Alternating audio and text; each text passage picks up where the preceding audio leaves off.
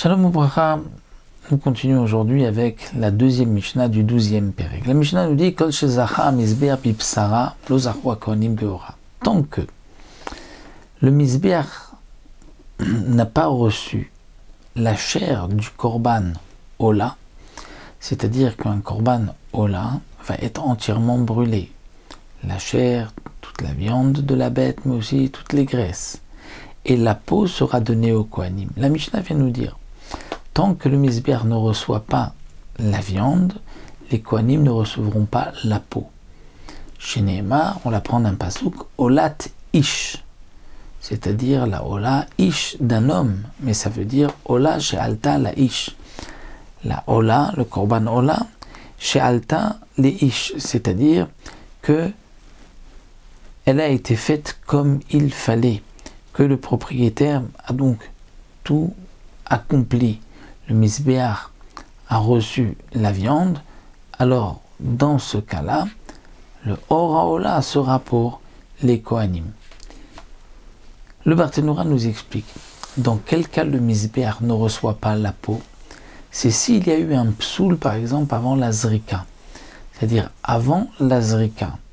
Avant d'asperger le sang, le korban est devenu pasoul. Donc là, il n'y a pas eu un instant que le mizbeach aurait pu recevoir la viande, puisque le mizbeach ne reçoit la viande qu'après une zrika kachère. Si le psoul était avant la zrika, avant d'avoir aspergé le sang, donc ce korban n'a jamais été apte à être brûlé sur le mizbeach. Les kohanim ne recevront pas la peau. Si le mizbeach a pu recevoir, donc le psoul était après la zrika, la viande était apte à être montée sur le mizbeach, là les kohanim recevront la peau.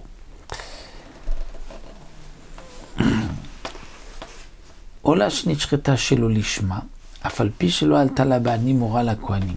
Un korban ola qui a été égorgé shelo lishma. Et nous avons vu au début de la Masechet, lorsqu'on prend un korban ola et on a pensé que c'était un korban shlamim, le korban reste cachère. Les propriétaires ne se sont pas acquittés de leur obligation, ils devront apporter un autre korban. Donc le korban est cachère. On va continuer le korban. Donc là, c'est un korban dont le propriétaire ne s'est pas acquitté de son obligation. Est-ce que les kohanim recevront la viande? Oui. C'est ce que la Mishnah nous dit. Ola shenta shelo lishma. Le korban ola a été égorgé shelo lishma. Afalpi shelo alta labalim mora la kohanim. Même si lo alta labalim, les propriétaires ne sont pas quittés de leur obligation, malgré tout, la peau sera pour les kohanim, étant donné que le korban est quand même cachère. Dernier din que nous dit la Mishnah, bien que dans la Torah c'est marqué olat ish, donc on comprendrait que la ola d'un homme, la peau sera au kohanim, peut-être pas la ola d'une femme, non. La Mishnah vient dire que ce soit la korban ola d'un homme, le korban ola d'une femme, dans tous les cas, la peau reviendra au kohanim. Donc on l'apprend d'un pasouk puisque c'est marqué or ha-ola avec un he pour nous dire que même le korban d'une femme, la peau sera pour les kohanim. Donc là nous avons vu le din de la peau d'un korban ola qui est donné au kohanim et nous verrons dans la Mishnah Gimel, la peau des autres kohanim sera donnée à qui?